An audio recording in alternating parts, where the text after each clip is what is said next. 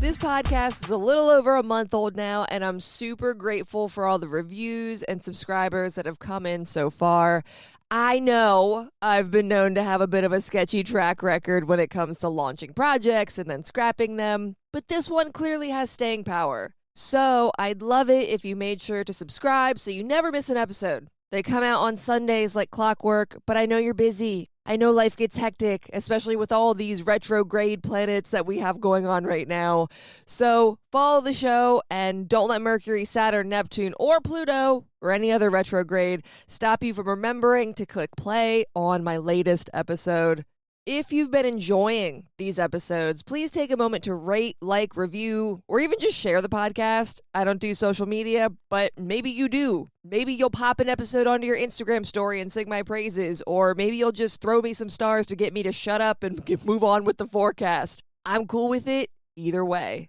I also want to say a quick thank you to all my patrons. They keep the podcast ad-free and out from behind paywalls, and they read my zine, which in this digital age of clickbait, AI, and instant gratification, there's no more of a loving act than someone actually reading something you took the time to craft.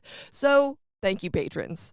If you want to speak my love language and read my zine, all you have to do is go to my website, moonmattersastrology.com, or Patreon/moonmatters. You can sign up for the whole zine, or you can buy a single issue. The possibilities are endless, as is my gratitude.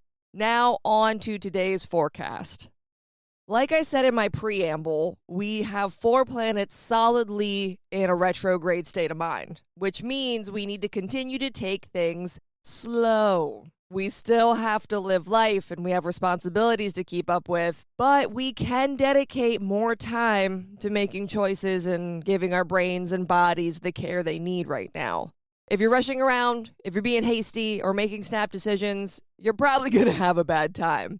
If I'm telling you to slow down, if the literal fireball is saying that we need to take a beat, then I think we all need to just take a beat. The reason I'm stressing this is because retrogrades can be a really useful time of reflection and even digging ourselves out of a situation that we don't want to be in. We move through life and we get into situations. I mean, I know I do. Fireball stuff. I get into situations and I'm like, oh crap, probably didn't want to do that. And retrogrades are actually a really good time to reverse it, put it in reverse and get out of those situations. But if we're flustered and if we're trying to move forward at all costs, then we're totally missing the point of this energy. Redirection is fate's protection, so stop trying so hard to make whatever your version of fetch is happen. It's not going to happen, at least right now. I'm also stressing the retrograde energy because we have an asteroid that wants to join the retrograde party. Chiron stations retrograde this week. I know it's been in Aries for what feels like 84 years, but it literally has been years. Chiron has been solidly in Aries since 2019, technically 2018, but it dipped back into Pisces. So let's just say since 2019, Chiron has been transiting the realm of Aries. We're still working with wounds and wisdom within this area of our life, but we should be getting better at it. We should be leaning more towards the wisdom side of that equation at this point, hopefully. We still have a few more years left with Chiron and Aries, so if you want a deeper look at what the heck this transit is trying to reveal to you or what you should be working on since we're getting towards the latter half of it, you can buy the Chiron retrograde issue of my zine. Patrons, you'll be receiving this later this week, so look for that soon. The same day that Chiron stations retrograde, Venus ingresses into Cancer. Venus does give Chiron a little kiss, a little smooch via a sextile before it leaves Gemini. So there should be something wrapping up within the realm of Gemini. It's probably not huge. It's probably something that was in the background or just something that's been sticking in your mind. We should have learned something or unraveled a problem that we've been working through that pertains to Gemini for us in some way. That happens on Monday, but by Wednesday, Venus says, see ya, Gemini, it's been real, and it heads for the crystal clear waters of Cancer. Now, in theory, Venus likes being in watery places. It likes being in Cancer, but it is no Pisces. It's still water, it's still good, but it's not exalted here. It doesn't have any kind of dignity, but it still likes being there because it's a nice place for it to do Venusian things. The reason I'm not saying that it's going to be super awesome right off the bat is because Venus is immediately met with a square from the retrograding Saturn. So there's this damper that is immediately put on Venus. It's like Venus is prepared to go scuba diving in the coral reef and play mermaids. And then there's the lifeguard that says you have to wait 30 minutes to go swimming after you've just eaten. So it's going to be annoying. It's like, it's a damper. There's something really good that's brewing or happening or that wants to come up. But again, we're being told we need to slow down. So when good things come up this week, and I put good in quotes because as I always say, there's no good and bad. It's all relative to how you perceive it. But when something that you perceive as good comes up this week, remember to move deliberately. Just because it's something you want or something you deem as good doesn't mean you can run full speed at it just yet. I'm mostly jazzed about Venus ingressing into Cancer because now both benefics are going to be in this realm of our lives. Jupiter has been in Cancer for a little bit, but Jupiter in Cancer has felt a little bit like a dud so far. And as I'm saying that, I can feel the side eyes of Zeus smiting me down and my Jupiter glyph tattoo is catching on fire. But I mean it with love when I say that Jupiter in Cancer, it just hasn't popped off yet. Like, yeah, I felt it. Like, it's been cute, but it's not what you're thinking it should be because Jupiter is exalted in Cancer. So you'd be thinking like, ooh, big, good stuff, crazy stuff all the time. And I told you before a couple weeks ago that growth doesn't always feel good. And it could be some of that, but it's also just hasn't quite popped off yet. It hasn't had that many awesome aspects happening with other planets yet. With Venus now in the same realm, though, these two are going to get closer and closer, and the beneficence of them both is really going to begin to shine, and it's going to make the realm of Cancer really bolstered and boosted. It's not going to be this week, though. So like I said, just keep that in mind. Keep it in your back pocket that the realm of Cancer is going to pop off and it's going to be a party, but in a few weeks, probably the early weeks of August.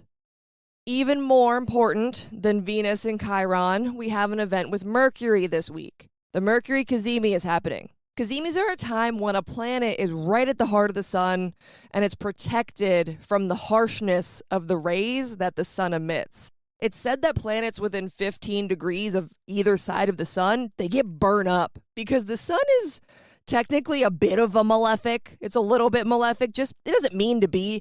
It just burns everything to a crisp that's around it. But when a planet is right at the heart of the sun, which is the Cazimi, it's bolstered, and we see things that the planet cares about or pertains to with a lot more clarity. This means that the Cazimi towards the end of the week is going to act as a bright spot in Mercury's retrograde. We might have an aha moment, or there might be breakthroughs in communication instead of constant breakdowns.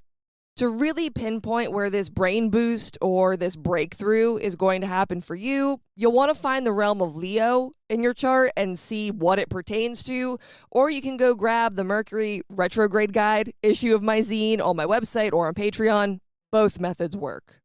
Summer has been kind of heavy so far, I'm not going to lie. Jupiter's been trying to carry the party. Jupiter in Cancer has been really trying to start a party, and no one else wants to party yet. Again, Venus is coming, but not yet.